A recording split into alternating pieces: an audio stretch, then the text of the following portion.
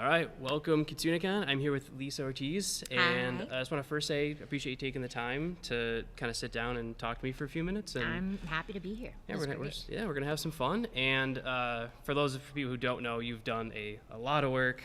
Doing a little bit of stuff. Obviously like Pokemon, One Piece. I mean, like how has it been for you to like kind of see the career like just progress to everything that it is today? It's weird because I started this over 2 decades ago, and we were sort of, at that point, we were grassroots. I did a show called Slayers, which became a cult classic. One of the other things that I wound up doing is Sonic X back in the day, and I started on the 4Kids crew, and also with Pokemon, before we knew it was Pokemon. Right. So if you told me back then that I would still be here today doing this, and that you would see the explosion of anime and everything that had happened, I would never have thought it at the time. But so it's been like really cool to see how everything's just grown and become like mainstream almost. Yeah. You know, like now it's like in the world, people are watching it all the time, and it's referenced, and that's so cool. Yeah, it's been a weird like progression of like people being like, oh, anime, yeah, I guess I kind of have heard of that or I know what it is, to where we are now, where it's where you have everything where everyone is there, and so many things back to it. Yeah, and wrestlers are quoting it and all sorts of like things. It's bananas. It's bananas, but it's also really, really awesome. Yeah. Has there been a like when you started kind of seeing this progression, anything that like surprised you from like either a show that you did or a voice you did where you were like, oh, man, I can't believe someone remembers that I did this, or is like knows that I did this? There are some things that people pop up with, like some of the smaller like people people remember all the Yu-Gis, like the early Pokemon stuff that I did. Watching people rewatch that show because a lot of times they get rebroadcast, and like that's crazy. But I guess it's the thing is that there are some shows which I feel really blessed for that people. I met someone the other day who waited literally 20 years to get me to sign something because I had never been in their part of town, and I don't think that a lot of the shows that I have were sort of gateway things, and a lot of the people who were watching them were sort of, now they're in a place where they're doing stuff. For instance, so this is a thing. So Pokemon, some people are like, in the beginning, they're like, that's not anime. That's, that's Saturday morning. That's the cartoon versus... Yeah. So we did a show out in Japan, in Okinawa, that was for Marines. And the Marines came by, and they're like, oh, Pokemon. They're like, oh, we watch real anime, over here. And then they're like, wait a second, were you guys I'm like, you did the original, like the 4Kids? And then wait a minute. and all these Marines turned into like 7-year-olds, and then they were like, oh my God, come over. And then they all came over. So it's weird because it's so strange being a part of different things that have touched people's lives in so many ways for so long. And I never would have, who knew? Yeah, I gotta imagine it's like you said, like Pokemon, before you knew it was Pokemon, what was kind of that initial look like when you were like recording for Pokemon? Like, did you have an idea like what it was, or? No, well, we were even doing all the anime stuff that we had done, Pokemon, we were like, okay, I'm like, this is really cool, but the producers were like, I don't know, it's a show, there's monsters, they're in pockets, who knows? And then the first clue that we had was when the first movie came out, and it became huge. But then, years later, when Pokemon Go came out, that was when all of a sudden it became like that kind of like that family. That's the family thing, and people out. Then everybody, it was about the same hype as it was when it first hit. So it was a really interesting thing to see, like the ebb and flow of that. So yeah, it's very cool. Is there a particular Pokemon that you voiced that you're like, this one was? I'm glad I got to do this one. This is hard. They're like babies. Yeah, I know. But I will always be an Oshawott fan for my stuff because he's my starter. He's got like cute. It's got personality. Don't let them know that I didn't. It's got personality. But yeah. So I'm very happy with that. And what's really nice also is having taken over the show as the director and CD is that I get to have a little hand. See that other side of things. And pass the little poke torch to the future creatures. Which is amazing that you look at how much it's evolved, and I mean really how everything's evolved. this is just kind of a funny story, but based on what you just said, you'll kind of appreciate it. When I was trying to explain to my son here what it is that you did, because he has a loose idea, but sometimes it's kind of like, what? And so I showed him like, hey, all the Pokemon, like she did it. And he's like, but I don't like they don't, but they're Pokemon, like they don't talk. I'm like, yeah, not. I'm like, yeah. So I think it's funny when you see those memories, like in how the dots get connected. I would imagine you get like a lot of parents with kids who are like coming up with being like, hey, I got them into this. They will come in for that. Slayers does that, but I will say like kids don't always understand until I'll do the voice for them. Oh, and right. then they freak out because they're like, are you, they're like, and then like one girl like hid, and I was like, okay, I understand. I'm like, here, I'm going to put the picture in front of my face and now do the voice. And then she was okay with it. It was a big deal. Okay, yeah. But even my niece and nephew, when they watched, my brother had them watch Sonic the Hedgehog, and my nephew was he loved it so much. My niece loved it so much. And then they were like, Titi, because I'm Puerto Rican, so they were like, Titi is the voice. They looked at the show, they looked at me, and then they were like, nah. So it took, now they understand. Now now she knows, and she's like, she gets excited when she hears my voice. Like, yeah, now I'm super cool. She's like, I remember when she was watching My Hero, she's like, I thought that was, I'm like, that sounds like Titi. And she calls me, she's like, is that you? And I was like, yeah, that's me. She's like, cool. So the tables have turned. Like, now, yeah, you're like, yes, now I have them right where I want them. I'm super cool to everyone. Works out. I always like asking this question because you've obviously done like a lot of different work. So not necessarily has to be like whatever be is like a project you're able to work on, or like particular voice that to you just has like a really strong, like you just have a strong connection to it. There's quite a few of them that I do, but I will always tell people it is the first two projects that I worked on.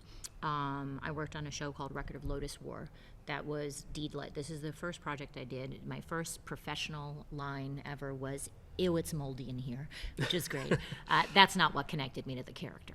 But a lot of this stuff in like her journey and just her, like the little love story was it very much mirrored stuff that was going on in my life. Yeah. And I will say that I'm probably the most of my characters, I'm probably the most like Lena, which probably scares people. Yeah, I mean, I'll but just scoot the chair a little. Yeah, exactly. Sorry about that. Luckily, I have no powers yet. But one day, though. One day. But yeah, no, there's a lot of them that I love. But and that kind of changes every time. But right. Yeah. I gotta imagine like so with how much everything gets existed these days, is it fun to see like fan art of like different things that people come like to conventions and like to have you sign and everything? I love that. And I also love like sometimes like today people brought some more obscure things that I hadn't thought of in a while. Right. And they'll bring stuff from that or bring fan art of that, and I get very excited. Oh, that's awesome. So, yeah. I squeal a little bit when people I admit it. I mean, sometimes you gotta like be able to toot your own horn and brush off your own shoulder. But it's also like I'm so excited when I do something and we're by ourselves in there, that to know that it affected somebody or that somebody loved it as much as I did when I was doing it, that makes me happy. So, right. Yeah.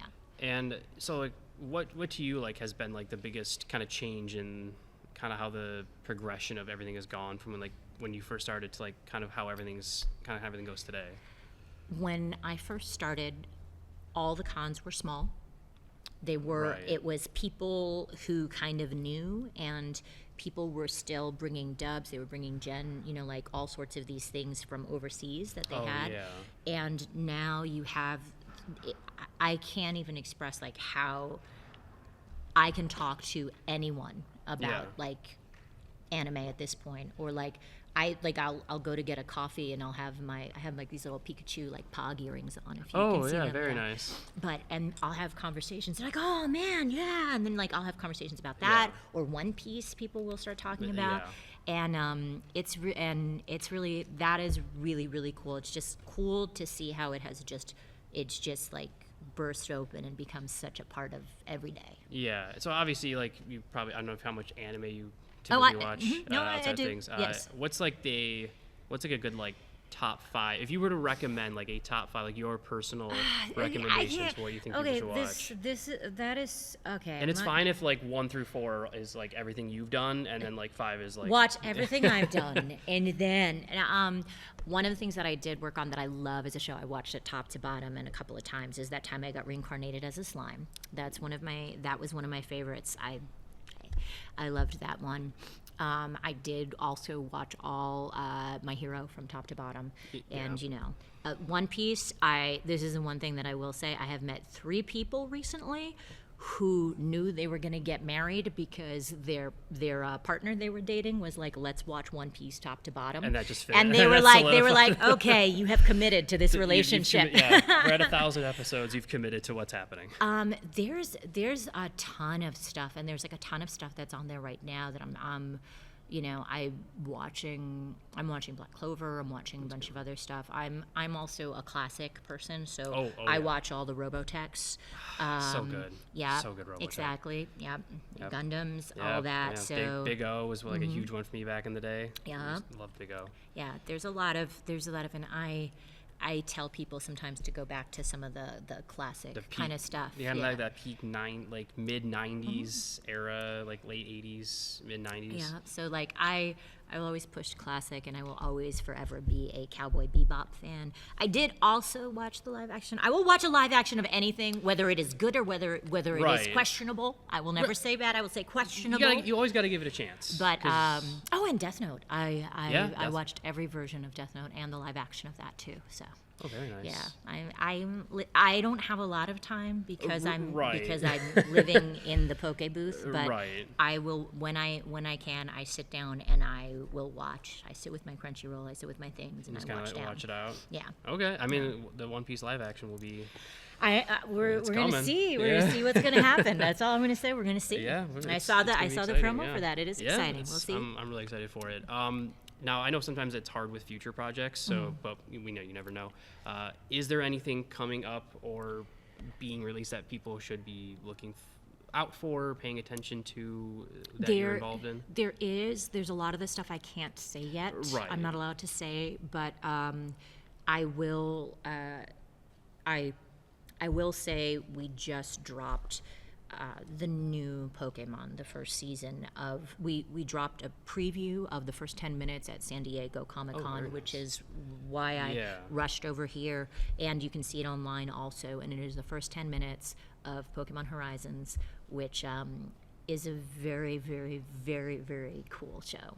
And you'll see the trailer for that, and I'm very excited. It won't be coming out for a while because we still have our last episodes of Ash Ketchum that are coming around. Right. But you can see the stuff for that. And for the other stuff, I have a bunch of video game things and stuff that you can check out online, and I'll post as they come up. Okay, awesome. Yeah. And then do you have any main websites, socials, that people should be looking for? So you can go to lisaortiz.com, and you'll see all my stuff on there. Lisa Cult Jelly is my Instagram, and Lise Jam, so it's LISALISE Jam. It's based on a New York Puerto Rican singer called Lisa and the Cult Jam. So those are what all my names are set on. But if you take a look at any of those, you'll find all my contacts on there, and I post and put stuff up as the things come along. Very awesome. And then last thing, any kind of final message to fans and people coming to Kitsunekon in the future that you'd want to pass along? Yes. For everybody who came this year, thank you so much for being patient and just being super awesome. It was really, really great to see everybody. And for everybody coming next year, you should totally come. This is a very cool con. Everybody has a lot of heart, and a lot of really cool folks that have come out over here. So I think definitely come out to Kitsunekon 2024. And for everybody who came out this year, thank you. Yeah, thank you guys. Thanks.